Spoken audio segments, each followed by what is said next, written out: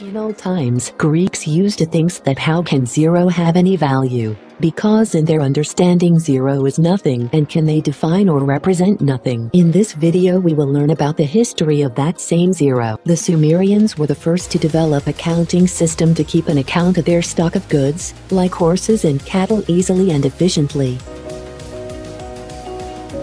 Their counting system were known as hexadecimal numeral system.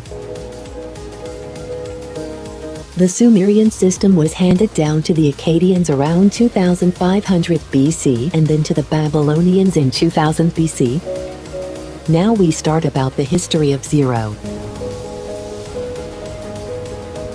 It is said that the number zero originated or was created in these three places: the Mayan civilization, ancient Babylon and ancient India. Zeros were created at different times in each of these civilizations. The Maya civilization from 2000 BC to 900 AD in what is now Mexico used the concept of zero as a placeholder.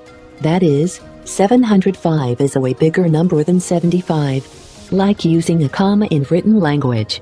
The Babylonians used it similarly in the 7th century BC. First-time concept of zero as a number and not merely a symbol for separation is attributed to India by great Indian mathematician Aryabhata in the middle of 5th century AD. It is also said that Aryabhata invented the number zero. He gave the world the digit zero, for which he became immortal.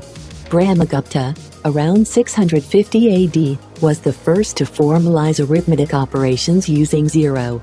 He used dots underneath numbers to indicate a zero. These dots were alternately referred to as shunyata, which means empty.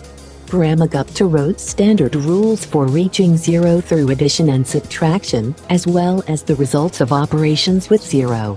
The only error in his rules was division by zero. He thinks that 1 divided by 0 is equal to 0, which was later proved to be false and corrected after centuries that a number divided by 0 is actually undefined. To understand this concept better, that why can't you divide by 0, you can watch our video by click the icon above. From India, zero made its way to China, and then back to the Middle East in the late 8th century, where a Muslim mathematician Muhammad ibn Musa al-Khwarizmi was the first to work on equations that equaled zero, or algebra as it has come to be known in 9th century. By 879 AD, zero was written almost as we now know it, an oval from a dot, but in this case smaller than the other numbers.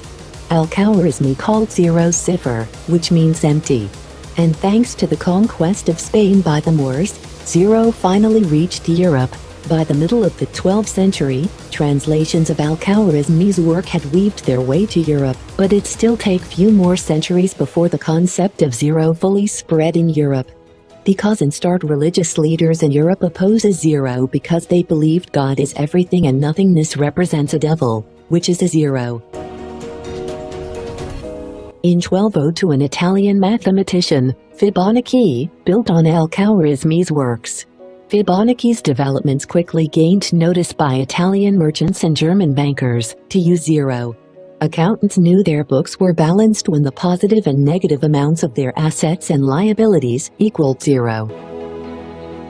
The next great mathematician to use zero was Frenchman René Descartes, the founder of the Cartesian coordinate system, who used zero as the graph coordinates for x and y axes in the middle of the 16th century. Although zero was now becoming more commonly used by the peoples, the developers of calculus, Leibniz and Newton, would make the final step in understanding zero. Over the centuries, zero had different name. In India it was first called shunyata, then in Middle East it was called sifr, French called it zifero, then Italian called it zero, and finally in English it called zero. So that was the history of zero over the centuries. Hope you like this video. To watch more videos like this, subscribe to our channel. Do like and comments on this video, and we will see you in the next video. Thanks for watching.